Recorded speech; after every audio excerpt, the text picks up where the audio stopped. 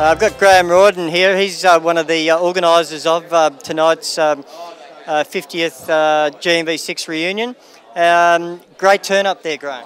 It was. It was a turn up that wasn't decided early on. We didn't have a database to start with, so it was a database created by myself, Kevin Looms, and Graham Button. Graham Button looked after the production staff and the operations staff. I looked after the sales and administration, and we had Kevin Looms looked after the cabin people and the journalists. So from there we created a database from up here, because we didn't have anything from Win TV to start it with. So okay, it was fine creating that database. We had 150 names. Then it was up to us to try and find them. So we went to white pages. We needed to go more than that. Graham Button's daughter created a face page, which is called the GMV reunion page. From there we started getting hits back, and from there that's where it basically started from. And we started getting the hits, and that's the only way we could actually get back to the people who were past employees. Looking around, everyone seems to have enjoyed themselves tonight. Oh, it's fantastic. I mean, people are coming here who haven't seen, some people haven't seen people for 40 years, which is fantastic, well beyond my time. I mean, I started in 71 and left at 96. But yeah, it's been a great success. And yeah, Butto and I and the other committee members worked hard for it, and it's actually paid off. It's fantastic. From what I've seen tonight, the people here are all mingling. And what time tomorrow? I believe we're having a barbecue? No, not a barbecue. No? Just back here in the same hall, okay, and having just a simple what do you call it? Just off the menu. Okay. Lunch menu. So just yeah. another get together. That's again. right. And that's right. Bit of a natter. And before people want to go home, where they came from. So yeah. And when did you start with GMV? I started in 71 and finished 24 years later in 96. So yeah, did 24 years. And you enjoyed your time there? Absolutely loved it. Everyone who spoke to seems to have. Oh yeah, I started in the splash department. I actually started in the splash department with a suit on, three-piece suit. I wore a tie for most of my career in 24 years. I think I actually changed the character dress of the station. Most of the guys were wearing T-shirts. That was ruled out after that. But yeah, went from in the dispatch department to program manager, operations manager, sales manager. So yeah, 24 years, done a lot, loved it, absolutely loved it. Okay, Dave.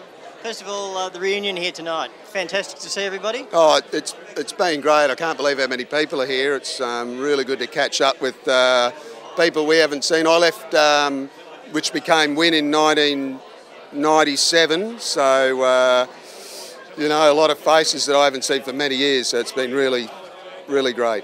Yeah. Well, I really wanted to come along as, you know, I've got all this equipment from the early days, and the photos and the amount of feedback I've had, that people just seeing the stuff that I've had here. It's, the hard work I've put in over the last couple of years is well worth it. Oh, of course, yeah. And I'm glad that someone has, or it just all would have been lost. We're only speaking before to someone about that the young girls and guys coming up through the industry today will just not have any knowledge of any of this, so it's great that, you know, you've got all this stuff and some of the memories. It's, you know, really good. And yes, I've got some footage of you being a professional cameraman on a riverbait. So tell us what that was all about. That was I think it was back maybe in 1991 or 90, where we did a paddle boat documentary with Charles Bud Tingwell on the Adelaide steamboat that was the second oldest in the world.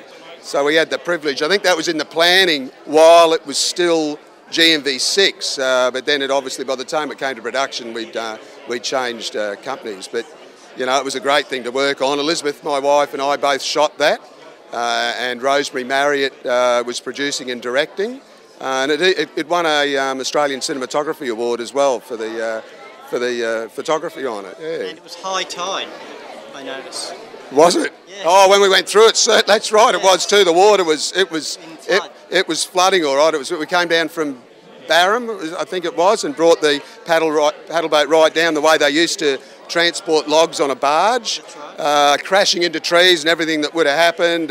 They had drama going under the Echuca Bridge as well. They didn't want to hit any of the pylons going through there, so there was some high drama. And working with Charles Bud Tingwell too was a magnificent experience. You know, he's just so professional, and he's certainly lost now. But from the raw footage, it looked like he was enjoying himself. Oh yeah, he loved Echuca, obviously from All the Rivers Run and that sort of thing that he worked on. And it's just like revisiting. So it was like a great big family reunion. We did a few things with Bud over the years, and yeah, a really good guy. Yeah. And when you first started at Channel 6, what did you do and what did you work up to? I started in 1985, and I was hired as a cine cameraman then, which was a production cameraman. So not doing news really, but doing the commercials, the morning show, shooting the trots and the nights that they had for that. Anything that was not news, we sort of shot, and we started with the JV, the RCA 76s, the JVC cameras, things that were now are antiquated, but back in the day they did the job. And heavy, the TK76. I haven't got the camera, but I've got the case to it. I can hardly lift the case. They were like boat anchors, and it's just ridiculous.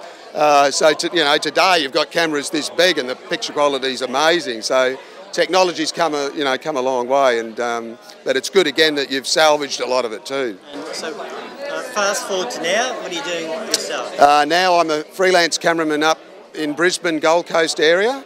And I do anything from Big Brother. I worked on all 8 series of that as the camera supervisor, so I was in charge of the whole sort of camera operation in the house itself and managing like 30 camera operators. So that was a good gig to get. Doing anything from government corporate productions to films, short films. I did a film a few years ago on the rodeo, like a commercial film, a 6-week shoot. Hard yakka sort of stuff. So still in television for some things, but verging out into a lot of other things, which it keeps it interesting now, and you're not just stuck doing one thing. Yeah. Right. Thanks very much for talking. Right. We'll let you get back and mingle with the crowd. No worries. I'll go and grab a drink. Okay, right. Cheers. See ya. Well, Wayne, it's certainly a great exhibition of technology as we knew it at GMV 6 more than 40 years ago, 50 years in fact. So how did all this happen? How did you collect all this stuff?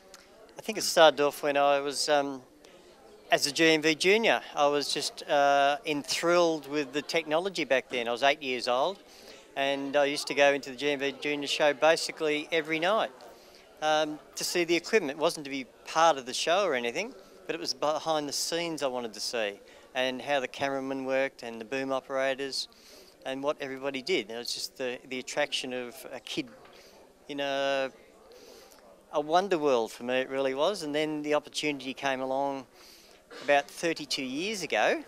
I got rang up and they said all the black and white equipment's available.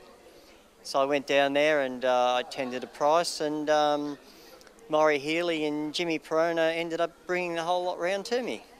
And this is just a sample of it that we see here tonight, or today. Yes, it is. And you've certainly made it for a lot of people who worked at GMV, more than 100 of us at the function, and the memories just keep flooding back at the Vidicon cameras and the videotape machines. And videotape in those days, when I was there, was unheard of. Yeah. Going back to the quad machines and the 2-inch, just the bulk of the tape and how fast it actually ran through the machine. People don't sort of realise that a full-size reel, where we go over here, let's grab one. Full-size reel like that would go for about 20 minutes. Yeah, and that's all we'd get out of a full-size reel. So, and the bigger reels than this, of course, for the hour. And when they first started having one machine, and then having to, what happens when there's a break, and you want to put the second roll on? What did they do? Well, I think that happened well, there were shows, I think, like Homicide and shows like that, where you couldn't run back-to-back tapes.